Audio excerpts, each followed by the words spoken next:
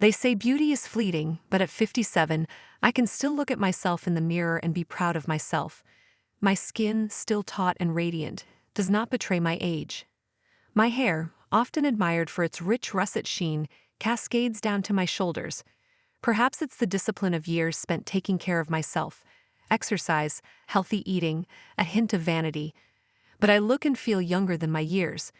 My friends said I could pass for someone in their early 40s, and I don't argue. Life has been kind to me, or at least allowed me to keep my youth for a while longer.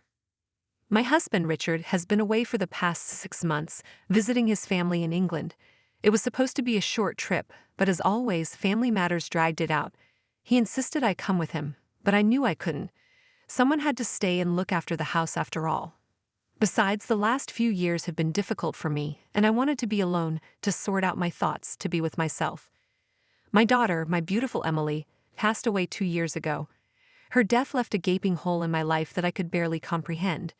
But her husband, Mark, remained. Mark, who had been a part of our family for almost a decade and who now seemed so lost without her. He had nowhere to go, and I offered him our home, my home, as a safe haven. It seemed like the only right thing to do. After all, Emily would want me to take care of him. In his grief, I saw a reflection of my own grief and realized that we could help each other heal. It started innocently enough. Mark moved into the guest room and we found a rhythm to our days. He worked, I minded my own business, and in the evenings we had dinner together. It was nice to have someone around.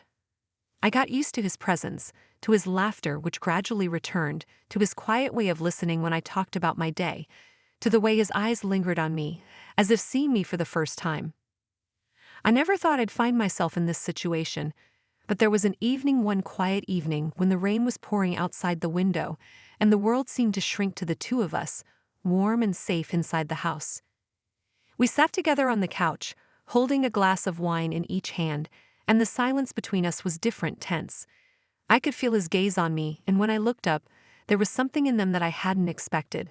A longing, a need that matched my own. I wish I could say I was hesitant, that I was thinking of the consequences, but that wasn't really the case. I leaned closer, and he didn't pull away. I breathed in his ear, and not only that, "You're all adults and know what I'm talking about." And in that moment, it was like the world came crashing down. It was wrong, I knew it. He was my son-in-law, my late daughter's husband. But in that moment, all that mattered was the warmth of his gaze, the way he held me in his arms as if I was the only thing that connected him to this world. From then on, our bond grew, a hidden, joy-inducing connection that we both knew would never see the light of day. We were careful, always careful. We didn't talk about what we were doing, we didn't label it, we didn't acknowledge the depth of what was happening between us. We just let it evolve, each day bringing us closer together, each touch becoming more familiar, more necessary. It was exciting and frightening at the same time. When Richard was thousands of miles away, it felt like we were in our own little bubble, in a world that existed only for us. We cooked together, took long walks in the evenings, shared stories we hadn't dared to share before. I found myself opening up to him in ways I had never opened up to anyone else, and he did the same. We laughed, we cried, we hugged each other when the weight of our shared grief became too heavy. And then there were the nights, the stolen moments when he would walk into my room to say goodnight, and exactly what you're thinking, and I would walk into his. Those nights were filled with a magic that surprised us both. We were like two people starved for affection, for love, and in each other we found comfort we didn't even realize we had. It wasn't just physical, but an emotional connection that transcended the roles we were supposed to play. As the months went by, I realized that it couldn't go on like this. Richard would be back soon, and things would have to go back to normal. The thought of that filled me with dread. The thought that I might lose Mark, pretend that nothing had happened between us. But I also knew that what we had was impossible to keep.